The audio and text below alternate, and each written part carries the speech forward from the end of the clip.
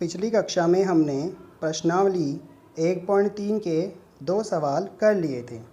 आज हम इसका तीसरा सवाल कर रहे हैं।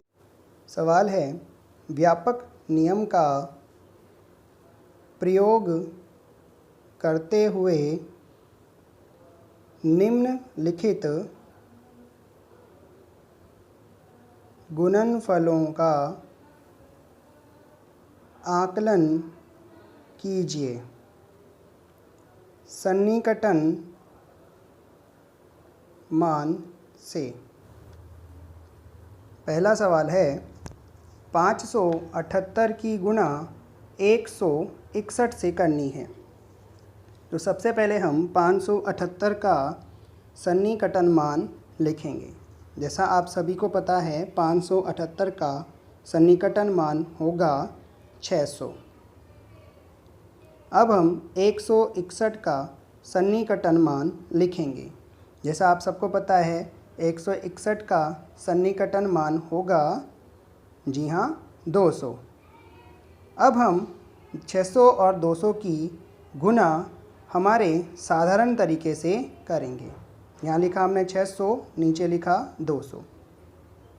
0 की गुणा 0 से करने पर क्या आएगा? 0 की गुणा अगर 0 से करते हैं तो हमेशा आता है 0। 0 की गुणा 0 से करेंगे 0, 0 की गुणा किसी भी अंक से करेंगे तो भी आएगा 0। एक क्रॉस लगाएंगे, 0 की गुणा करेंगे 0 से 0, 0 से करेंगे 0 और 0 की 6 से करेंगे तो भी 0।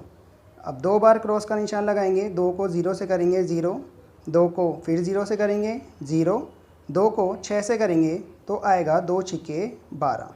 अब इन्हें जोड़ लेंगे, 0 0 0 0 2 और 1।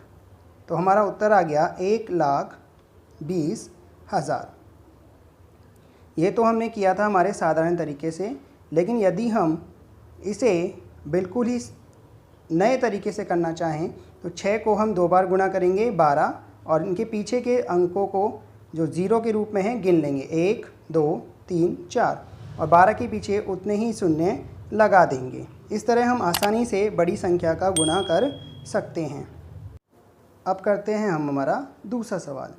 5281 की गुणा 3491 से करनी है।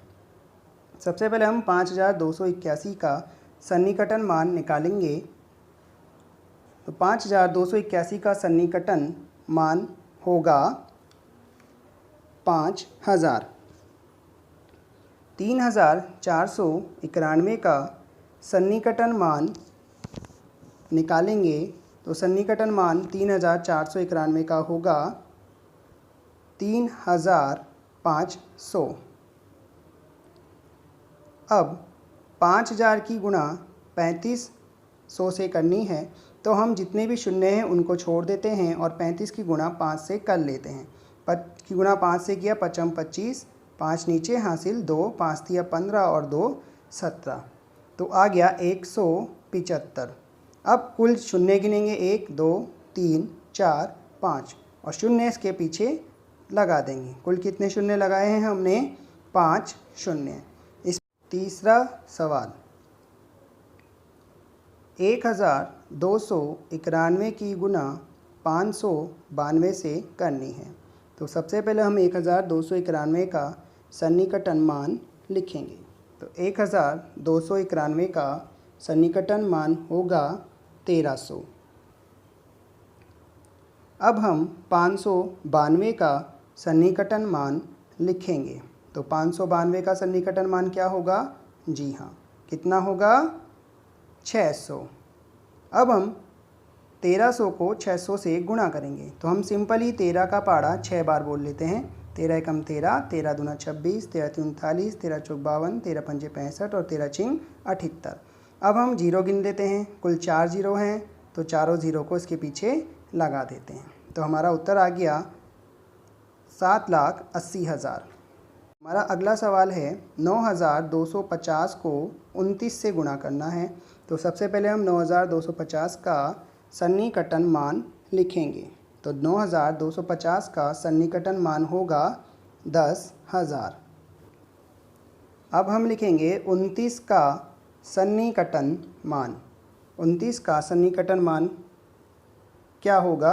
जी हाँ, 29 का सन्निकटन मान होगा 30। अब हम 3 को 1 से गुणा कर लेंगे, ये होगा 3 एकम 3। अब कुल शून्य गिनेंगे, 1 2 3 4 5, 5 शून्य इसके पीछे लगा देंगे तो हमारा आंसर आ गया 10,000 को 30 से गुणा करने पर उत्तर आ गया हमारा 3 लाख। तो ये प्रश्नावली हमारी आज होती है पूरी। इसे आप अपनी कॉपी में अच्छे से करें और समझें।